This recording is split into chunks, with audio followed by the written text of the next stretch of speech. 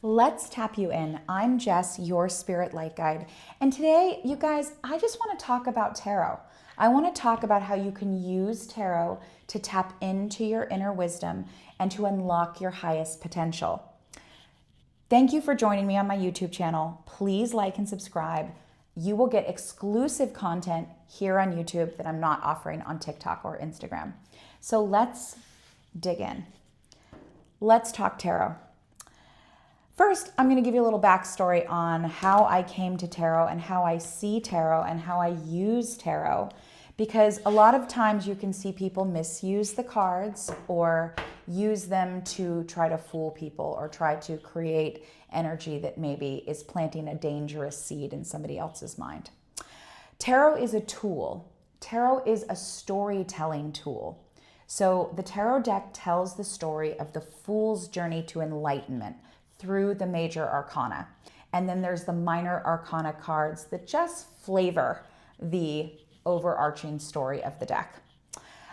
You can use tarot. Every card is full of wisdom, whether it's in the high polarity or the low polarity, whether it's in the light or it's in the dark.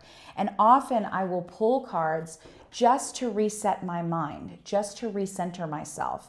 And it's not about me having tarot dictate to me what I'm supposed to think or what I'm supposed to do. It's about using the cards as a tool to tap into my inner wisdom and ask myself more questions about why this energy might be showing up for me. This is the way I read for people as well. If you've ever done a one-on-one reading with me, you'll notice that it almost feels like a spiritual counseling session where we're using the cards as a tool to tap you in and help ask questions that maybe you're not able to ask yourself on your own. And that's how you use tarot. It's meant to help you ask more questions. It's not just about the answers. And often people think that tarot is just about guiding them toward the future. But really, the energy is just going to show up the way the energy shows up so that you can ask yourself questions so that you can make a choice about how you guide yourself towards your future. So I'll give you an example of this. Let's think about our career. Let's think about our job or money or success. And let's say I were to ask the deck, what's coming for me? What do I need to be focused on today when it comes to my career? And I'll show you how the tarot deck works. So I pulled the Ace of Crystals. Now I'm using a Voyager tarot deck, which has a unique set of cards, unique suits. But the Ace of Crystals is comparable to the Ace of Swords in a traditional deck. But in this deck, it does hold a specific meaning. Different decks will give you different kinds of cards. And if you read the guidebook with every deck, new decks can give you all kinds of different insights and wisdom. So the Ace of Crystals is about brilliance, and it's about the clarity of thought or the clarity of your mind. Are you letting your thoughts overrun your mind space?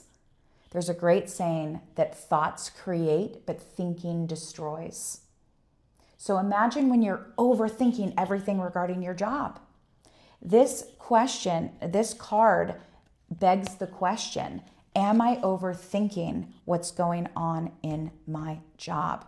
Or do I need to seek clarity on a single thought instead of having a million thoughts?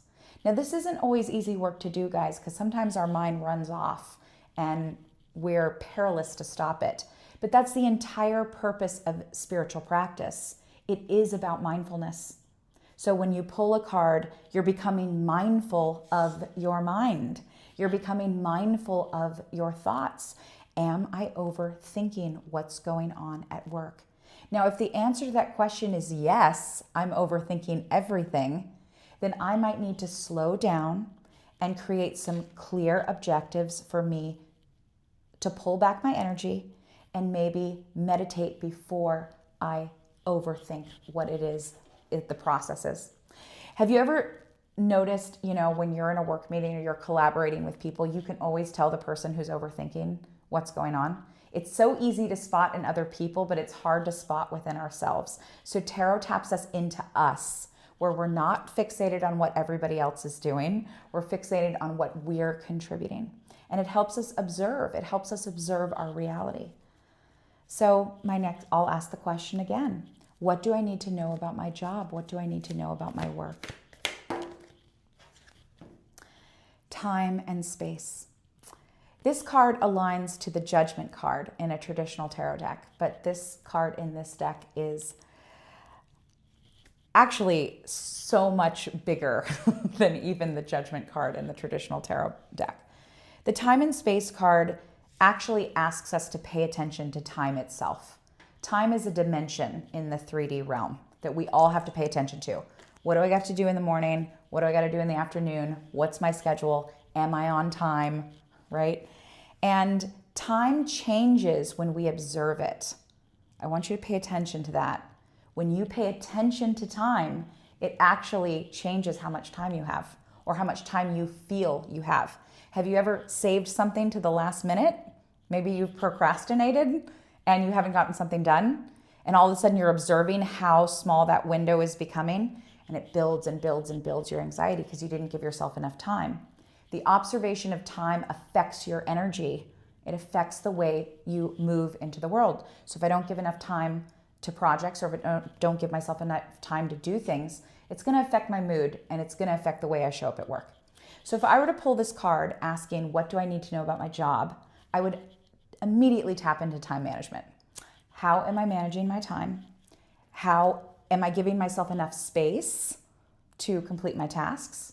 Am I working backwards, where I'm giving myself a due date for something and then saying, okay, here's what needs to happen in each of those time spans for me to achieve this goal? Time and space is relative, because when you're truly present, you also lose track of time.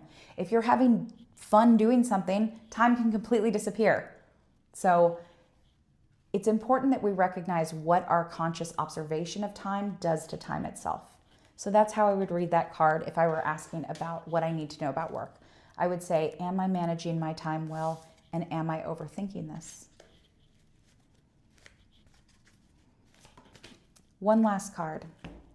I've pulled the Child of Worlds. Now, the Child of Worlds in this deck is related to the Page of Pentacles in a traditional tarot deck. The Child of Worlds is the player. So I'm going to ask myself if I'm having enough fun. This card is going to make me ask myself, is what I'm doing fun? And do I need to find more fun things about my job? Do I need to be having more fun? Maybe I need to take a little break if I pull this card. Maybe I need to check in with that coworker that makes me laugh, or that I can tell a fun story to. This is about time management, clarity of thought, and am I enjoying what I'm doing? Because sometimes we have to create a little fun. Work isn't always fun. I hope that gives you guys some insight into how you can use tarot in your everyday life to evolve your spirit and evolve your consciousness. And take your time with this, you guys. It's even fun to look up a card, to look into a meaning. I know tarot like the back of my hand. I've read every book over and over and over again. I will still stop and reread what a card means or what questions I can ask, just to get that repetition, just to know, just off the back of my hand, why that card might be showing up. And don't be afraid of reversals either, guys, because, for example, if the Time of Space card were to be in reverse, that's basically giving me a warning that maybe I need to look at procrastination, or maybe I need to look at certain aspects of the way I'm managing time. And it's not a criticism of myself, it's an observation of myself. And I'm not looking at my shadow through a negative light, like something's wrong with me. Like, I'll tell you right now, I am not the most organized person. Not by a long shot. I'm incredibly creative and I have so many gifts. But you know what? I might work with that person on my team who is organized and hand off those type of responsibilities to those persons and just say, you know what? This is not my strong suit. I'm not going to pretend that I'm super organized. Maybe you could help me with this. And you should never be afraid of your shadow, you guys. And I feel like tarot has really helped me with that. Accepting aspects of myself that before I used to judge, or I used to be really hard on myself, or I didn't want to appear like I wasn't organized to my group, because that would be, seen as like I wasn't doing a good job. But actually, the more I leaned into my strengths, like I'm really good at these things. I'm really good at brainstorming. I'm really good at creativity. I'm really good at guidance. I'm really good at, giving advice. These are things I'm great at. I'm great at working with people. I'm great at making people feel good or making people feel motivated. Those are my strengths. So I don't have to be this amazingly organized person that has every little detail. Like, other people are really good at that. And actually, it can give them that boost if you go to them and say, hey, you're really good at this and I'm not. What can I learn from you? You might be surprised at how some of your coworkers respond to you being comfortable with your shadow. So, lots of things that we can learn from tarot. Thank you for tuning in to this little video where I gave you a little insight. If you would like more topics for me to cover when it comes to reading tarot cards, or if there is more insight that I can give you, please comment on this video what you would like to see. I'm looking for lots of ideas. And if you want a personal reading in depth with me, you can go to my website, which is linked down below. Love and light to you guys, and don't forget to like and subscribe.